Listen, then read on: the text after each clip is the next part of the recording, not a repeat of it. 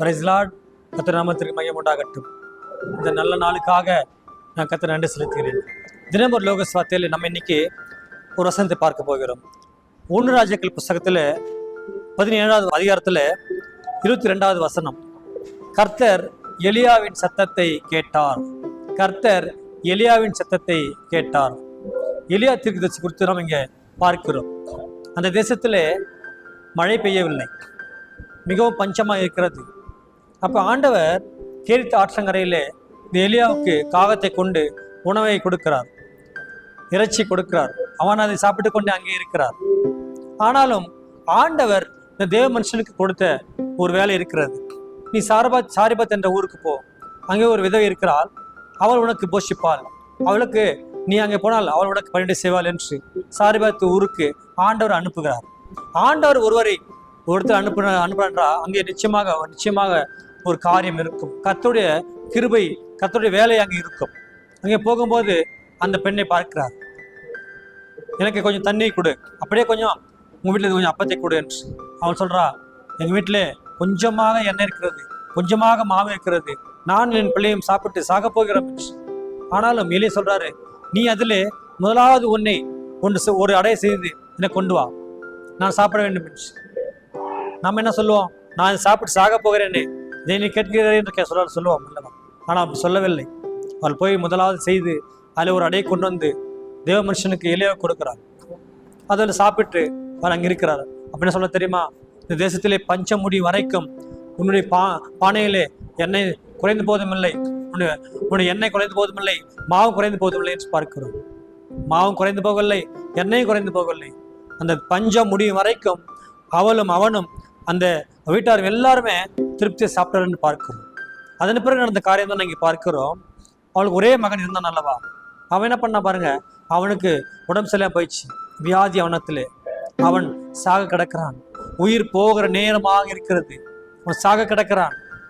அப்போ சொல்றா, நீ இடத்துல வந்து என்னுடைய துக்கத்துக்கு ஏன் எனக்கு துக்கத்தை கொடுக்கிறேன், என் மகன் சாக கிடக்கிறானே என்று சொல்லும்போது ஆண்டு சொல்றாரு, ஓ எனக்கு உணவை கொடுத்த இவளுக்கு ஏன் துக்கத்தை கொடுக்கிறீர், இப்படியே இவளுக்கு நடக்க வேண்டும் என்று ஆணத்தில் முறையிடுகிறான்.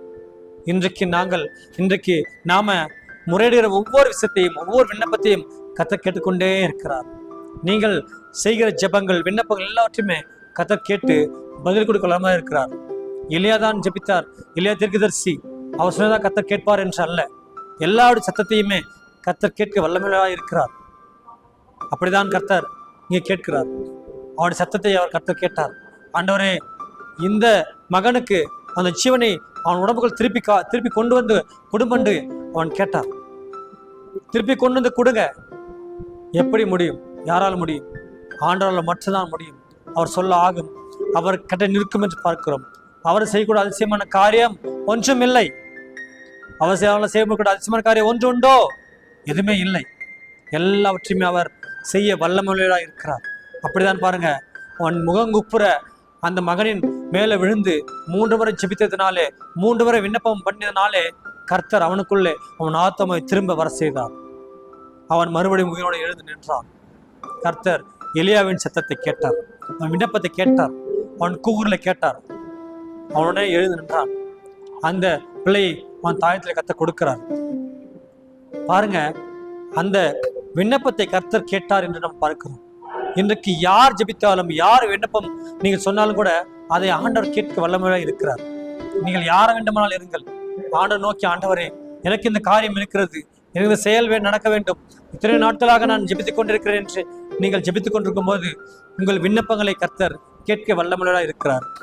ஆண்டவர் சிறுமியானவன் எளிமையானவனையும் திக்கற்றுள்ள பிள்ளைகளையும் உடைய வார்த்தையை, வசனத்தை, அவருடைய கூக்குரலை அவர் கேட்டுக்கொண்டே இருக்கிறார். ஒரு சமயம் இயேசு கிறிஸ்து நடந்து போகும்போது பாருங்க, அந்த வழி அருகே ஒரு பிச்சைக்காரர் உட்கார்ந்து பிச்சை கேட்டு கொண்டிருக்கிறார். ஆனால் பாருங்க, இயேசு நடந்து போறார் என்று அவன் தெரிந்த பின்னாடி, தாவீதின் குமாரனே எனக்கு இறங்கும் என்று மிகுந்த சத்தமாய் கூப்பிட்டான்.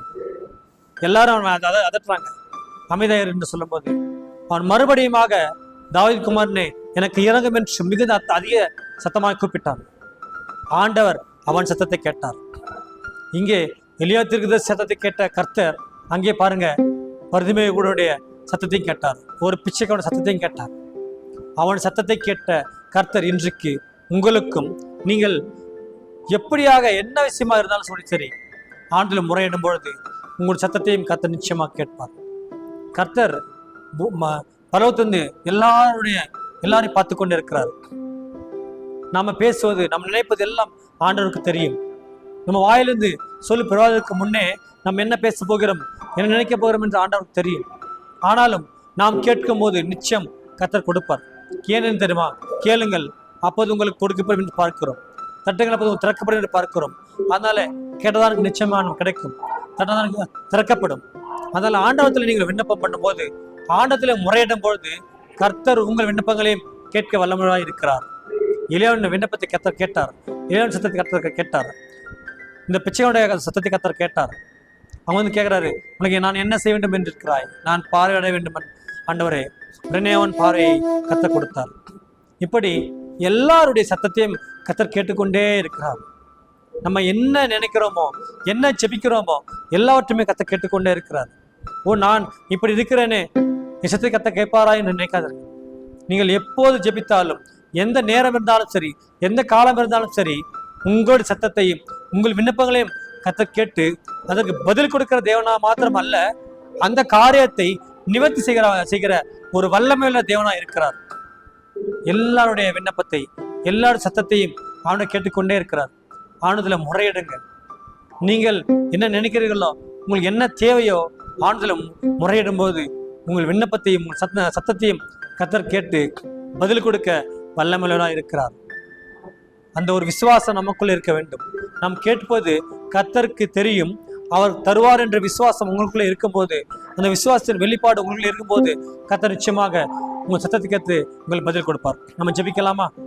அன்பின் பிரசமான தகப்பனே, கர்த்தர் எலியாவின் சத்தத்தை கேட்டார் என்று பார்த்தோம் தகப்பனே. ஆண்டவரே, அந்த சாரிபாத் விதவையின் மகனை உயிரோடு எழுப்பின கர்த்தர் இன்றைக்கும் தகப்பனே, நீர் அப்படி எங்கள் சத்தத்தையும் கேட்க வல்லமையிலே தேவனாகிய கிருபைக்காக ஸ்தோத்திரம் அப்பா. ஆண்டவரே, ஒவ்வொரு சத்தத்தையும் கேட்டு பதில் கொடுக்க வேண்டுமா ஜெபிக்கிறோம் அப்பா. ஆசீர்வதிங்க, பலப்படுத்தும். கேட்கிற ஒவ்வொரு பிள்ளைகளையும் தேவராய் தொற்று ஆசீர்வாதமா ஜெபிக்கிறோம். ஆசீர்வதி. ஆமென். கர்த்தர் நிச்சயமாக உங்கள் ஒவ்வொரு சத்தத்தையும் கேட்பார், ஆசீர்வதிப்பார். ஆமென்.